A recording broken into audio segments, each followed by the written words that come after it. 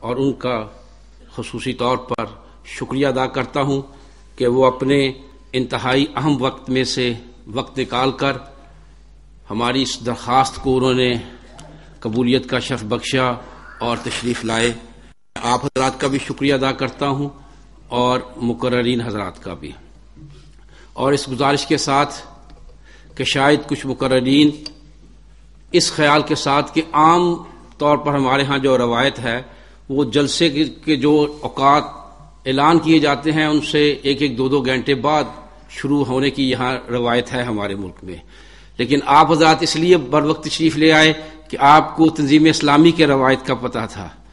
اور مقررین کو ہمیں چاہیے تھا کہ یہ روایت بتا دیتے، اگرچہ ہم نے ان کی خدمت میں عرض کیا تھا. بہرحال ان کی مجبوری ہیں، ان کی مصروفیت ہے. امید ہے انشاءاللہ سب حضرات تشریف لائیں گے اور اپنے خیالات کا اظہار کریں گے. آج کا جو موضوع ہم نے چنا ہے وہ تقریباً 1 ماہ پہلے چنا گیا تھا، اور اس وقت پاک بھارت تعلقات کا معاملہ سارک کانفرنس کے حوالے سے بہت عروج پر تھا. اگرچہ آج وقت اتنی تیزی سے گزرنے لگا ہے کہ نت نئی باتیں شامل ہو گئی ہیں، اور ہماری ایٹمی مسئلہ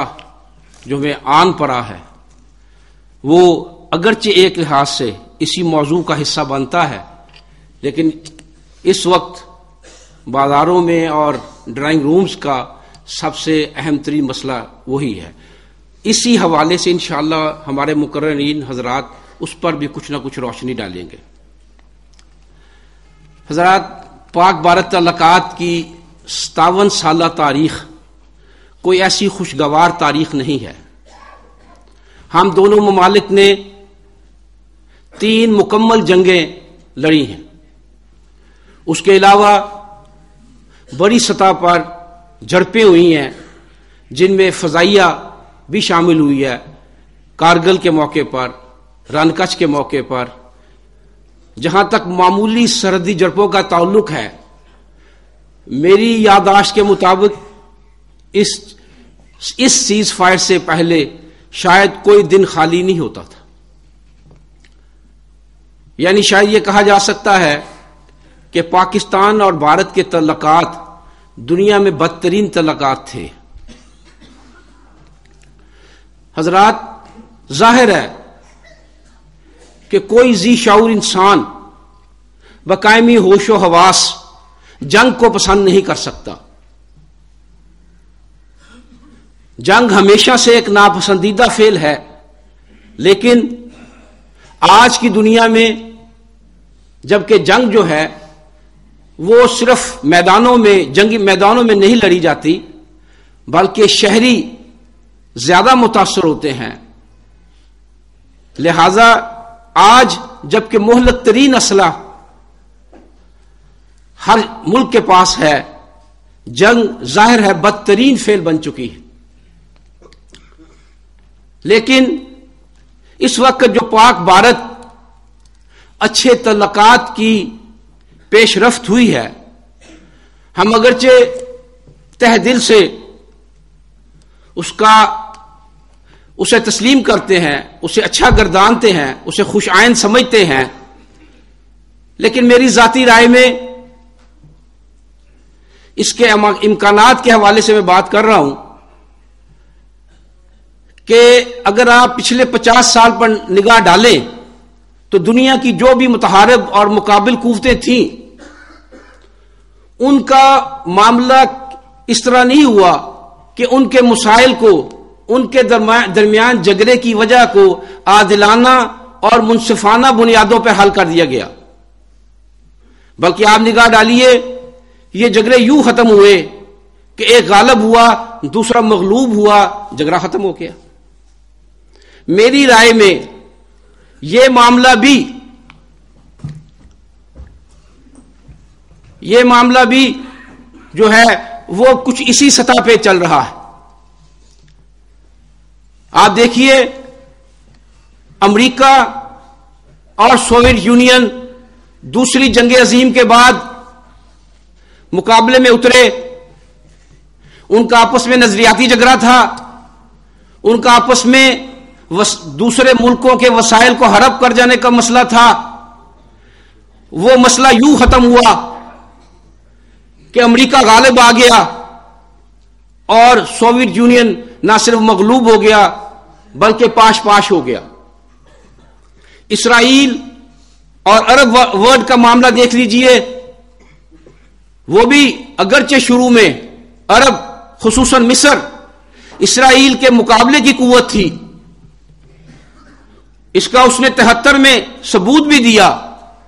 اگر امریکہ بیچ میں کودنا پڑتا تو یقیناً مصر جو ہے وہ اسرائیل کو فیصلہ کن ضرب لگا سکتا تھا، لیکن آہستہ آہستہ ہم دیکھتے ہیں کہ فیصلہ کرنے والوں نے، فیصلہ کن قوتوں نے ایک کو غالب اور باقیوں کو مغلوب کیا، مسئلہ تقریباً ختم ہو گیا۔ اس وقت حالت یہ ہے کہ وہ عرب ورلڈ جو اسرائیل کا نام سننا نہیں چاہتی تھی، ان کا معاملہ یہ ہے کہ وہ اسرائیل کو تسلیم کرنے کے بہانے ڈھونڈ رہے ہیں، اور آج نہ صرف مصر بلکہ متحدہ عرب بھی جو ہے وہ کسی طرح بھی اسرائیل کے جنگ کے قابل نہیں ہے، اور وہاں بھی یوں ہی معاملہ ختم ہوتا نظر آ رہا ہے، ایک غالب ہوا دوسرا مغلوب۔ پاکستان کے بارے میں یہ بات ہے، یہ میری ذاتی رائے ہے کہ اس معاملے میں اہل پاکستان اور پاکستان کی حکومتیں خراج تحسین کے لائق ہیں کہ انہوں نے اپنے سے کئی گنا بڑے ملک، غالباً 11 گنا بڑے ملک کے مقابلے میں، اسے کریڈٹ گن لیجئے یا ڈسکریڈٹ، لیکن یہ ہے کہ انہوں نے طاقت کا توازن قائم رکھا۔ سن 71 ایک واحد واقعہ ہے جس میں پاکستان کو فیصلہ کن اور عبرتناک شکست ہوئی، لیکن حیرانی کی بات یہ ہے کہ میرے علم کے مطابق سن 71 کے بعد عسکری توازن زیادہ بہتر ہوا۔ وہ جو عدم توازن کا معاملہ تھا وہ کچھ کم ہوا، اور جب پاکستان ایک ایٹمی قوت بنا تو یوں کہہ لیجئے کہ یہ توازن ختم ہو گیا۔ اور سننے میں تو یہ بات آتی ہے کہ اگرچہ روایتی اسلحے میں بھارت ہم سے بہت آگے ہے، لیکن ایٹمی ٹیکنالوجی کے حوالے سے اور میزائل ٹیکنالوجی کے حوالے سے پاکستان بھارت سے کہیں برتر ہے۔ اب جو صلح کی جا رہی ہے، یہ میری ذاتی رائے ہے کہ اس کا رخ یوں ہے کہ ہمارا جو جس معاملے میں ایج ہے اس کو ختم کر کے یہاں بھی غالب اور مغلوب کی حیثیت سے امن قائم کر دیا جائے۔ لہذا پاک بھارت دوستی کے پاک بھارت اچھے تعلقات کے حوالے سے اس کا پرجوش حمایتی ہونے کے باوجود، کیونکہ اس میں ایک منفی پہلو نظر آ رہا ہے اور یوں محسوس ہوتا ہے کہ یہ جو ہے وہ کسی اس جذبے سے کام نہیں کیا جا رہا کہ ہمیں جنگ سے بچنا چاہیے، یہ اس جذبے سے کام نہیں کیا جا رہا کہ ہماری جو دفاع پہ خرچ ہوتے ہیں اس کی بجائے عوام پہ خرچ ہو۔ معلوم ہوتا ہے کہ ایک ٹرائنگلر ہے امریکہ، اسرائیل اور بھارت کا، وہ ہمیں دھکیل رہا ہے اور وہ غالب اور مغلوب کی صورت کی حالت پر لا کر اس معاملے کو ختم کرنا چاہتے ہیں۔ اگر یہ نہ ہو، اگر یہ غالب اور مغلوب کا نہ معاملہ ہو تو ظاہر ہے اچھے تعلقات میں کسی کو کسی قسم کی جو ہے وہ اعتراض نہیں ہو سکتا۔ لہذا